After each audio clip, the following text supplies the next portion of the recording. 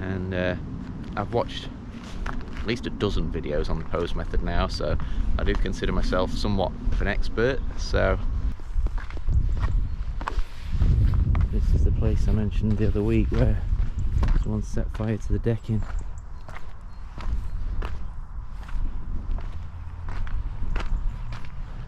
So hence why we can't come through from the other side.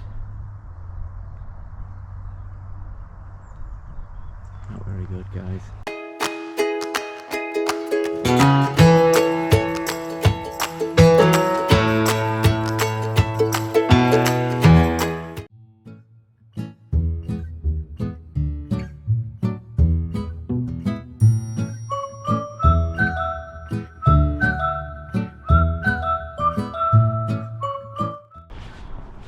Morning, guys. Not been this way for a while.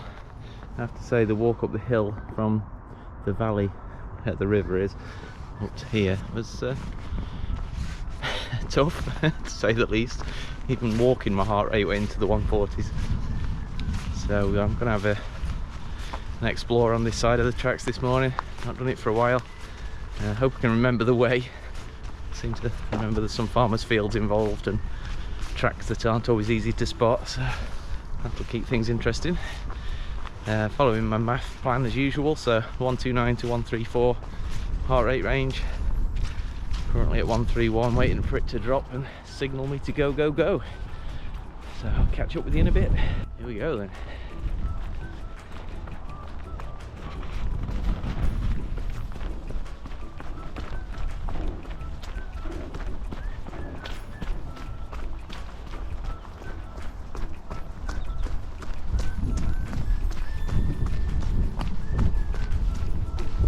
The extent of the running. Even downhill my heart rate's not behaving very well today. I have to say it's running high, probably due to the sleep I got last night, or the lack of. Yeah, my wife went out for a bit of a girls' night with some people from work. Suffice to say I didn't manage to sleep through her return in the early hours of the morning. But we do what we can.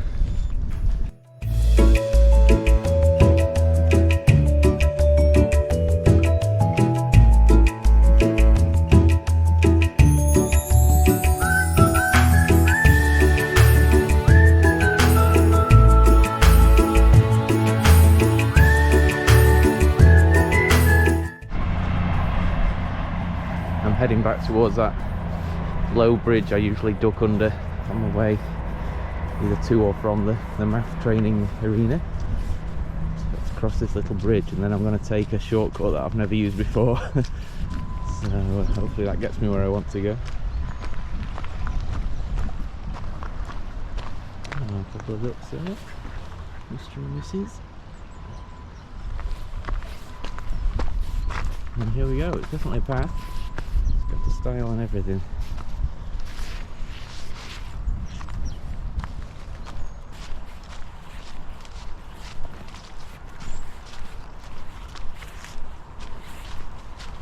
I don't know who uses this path or where they're trying to get to, unless my math training arena is more popular than I'm thinking it is.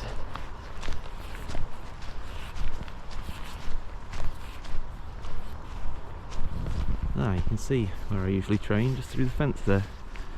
When I do my math runs at the old abandoned works. Oh, Hero, there's the Hero graffiti. See him everywhere. Very good at his job.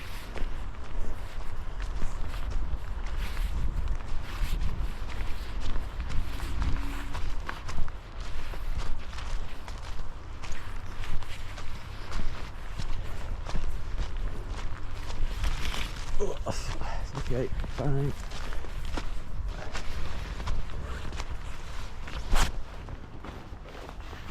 Oh, hang on, this has got me to a different entrance. I usually go past the Hero sign and come out in the corner. Well, seemingly you can get there this way as well. Secret entrance, I like it. Oh, what? There's a fence. Why would anybody want to come here just to get stuck at the fence?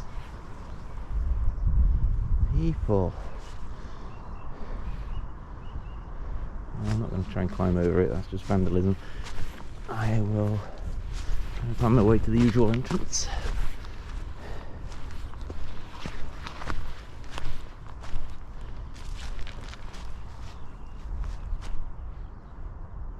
It was at this point he realised he had messed up.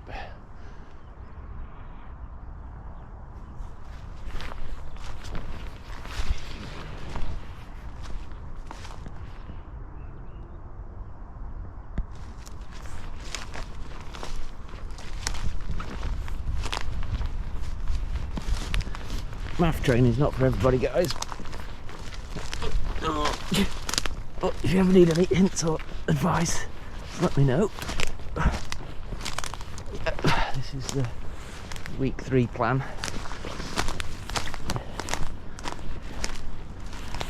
Oh, there's something spiky in my left ankle. Oh, it's all going very well.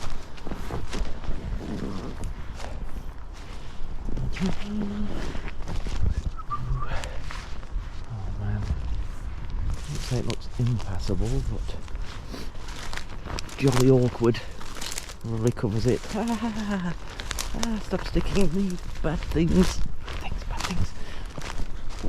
It's okay, it's all fine. It's all part of the plan.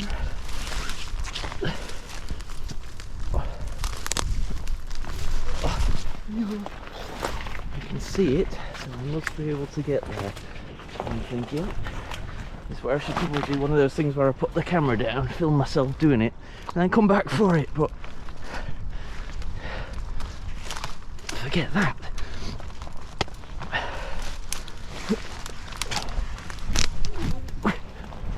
It's okay. Holding onto a tree. Thank you, tree, you saved my life. Oh, solid ground. Ah, that's not solid ground. Yeah, made it. This is the way I meant to come. Ta-da! Ooh, look guys, bridge-shaped trough thing. No one's using it today for any bridging or troughing. Okay, so I don't know if any of you are familiar with the pose running method. Judging by the videos I've seen on YouTube, it seems to have been pretty popular about 10 years ago. Not sure why it seems to have faded into obscurity since, but it was definitely a thing back then. And I've watched at least a dozen videos on the pose method now, so I do consider myself somewhat of an expert. So I thought just for your education I'd talk you through the basics of it, the principles involved, a bit about the technique, and I'll give you a full demonstration just so you can see how it's done. So the first thing with the pose method is to keep everything relaxed. We're trying to basically run without using energy. We want it to be free running as much as possible. So everything's loose, the shoulders are loose, ankles are loose. Yeah, focus on that. That's one of the key principles of this method. And what we do when we're running is basically focus on lifting your heel up towards your butt, whichever I was about to say then. Lift your heel up towards your butt with a high cadence, and basically as you lift your heel up, your legs will form a figure 4. So you've got one leg slightly bent, which is supporting you, and the one that you're pulling is making the figure 4 because your knee's bent. So quickly as you can, you switch from pulling one to pulling the other, and the way you actually propel yourself is actually by using gravity to fall forwards. So you lean forwards, pull your feet in turn off the floor, everything's loose, and it's just free running. Gravity's just pulling you along the ground. There's a little bit of hamstring action just to pull your heels up, quick, using that cadence, and then you're just yeah, floating along free of charge. And yeah, sounds like the most efficient way of running ever. So yeah, I've watched some YouTube videos on it, so I'm now an expert, and I'm going to give you a demonstration here at the Abandoned Works of Dreams. I'll just set the camera up and show you how it's done.